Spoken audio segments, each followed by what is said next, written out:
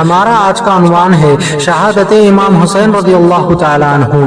بیہقی اور ابو نعیم نے بصرہ ازدیاء سے روایت کیا ہے، انہوں نے کہا کہ جب حضرت امام حسین رضی اللہ تعالیٰ عنہ شہید ہوئے تو آسمان سے خون کی بارش ہوئی۔ جب ہم نے صبح کی تو ہم نے پایا کہ ہمارے مٹکے، گھڑے اور ہمارے ہر برتن خون سے بھرے ہوئے تھے۔ بیہقی اور ابو نعیم نے زہری سے روایت کیا، انہوں نے کہا کہ ہمیں یہ روایت پہنچی ہے کہ جس دن حضرت امام حسین رضی اللہ تعالیٰ عنہ شہید ہوئے اس دن بیت المقدس کا جو بھی پتھر الٹایا جاتا اسی پتھر کے نیچے سے تازہ خون پایا جاتا تھا۔ بیہقی نے ام حبان سے روایت کیا ہے کہ جس دن حضرت امام حسین رضی اللہ تعالیٰ عنہ شہید ہوئے ہم پر 3 دن تک اندھیرا رہا اور ہمیں ان کے سامان میں سے زعفران ملا، جس نے بھی اسے چہرے پر لگایا تو اس سے اسی کا چہرہ جل اٹھا۔ اس دن بیت المقدس کا کوئی بھی پتھر اٹھایا جاتا تو اس کے نیچے سے تازہ خون پایا جاتا۔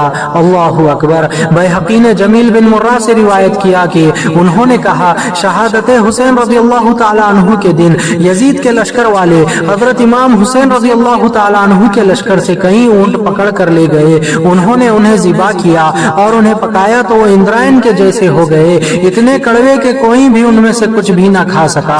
اللہ اکبر۔ بیہقی اور ابو نعیم نے سفیان سے روایت کیا کہ انہوں نے کہا مجھے میرے دادا نے بتایا کہ شہادت امام حسین رضی اللہ تعالیٰ عنہ والے دن میں نے سرسبز جڑی بوٹیاں دیکھی جو کہ راکھ ہو گئی اور میں نے گوشت دیکھا کہ وہ گویا کہ وہ آگ بن گیا۔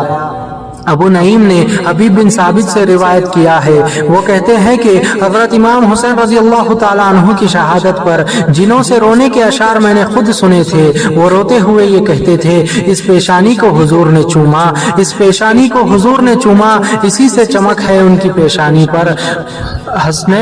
حسین کے والدین قریش کے سردار تھے اور ان کے نانا جہاں سے بہتر تھے۔ ابو نعیم نے حبیب بن ثابت کی سند سے حضرت ام المومنین ام سلمہ رضی اللہ تعالیٰ عنہا سے روایت کیا ہے، انہوں نے فرمایا کہ حضور صلی اللہ تعالیٰ علیہ وسلم کے وصال کے بعد میں نے جنوں کے دردناک اشعار کبھی بھی نہیں سنے سوائے اس رات شب عاشوراء کے، اور میں جان گئی کہ میرا بیٹا یعنی حسین شہید ہو گیا ہے۔ انہوں نے اپنی لونڈی سے کہا جا کر معلوم کرو، تو معلوم ہوا کہ حضرت امام حسین رضی اللہ تعالیٰ عنہ شہید ہو گئے اور جن یہ دردناک اشعار پڑھ رہے تھے، اے آنکھ تو شدت سے رو لے، اے آنکھ تو شدت سے رو لے، اس کے بعد شہداء پر کون روئے گا؟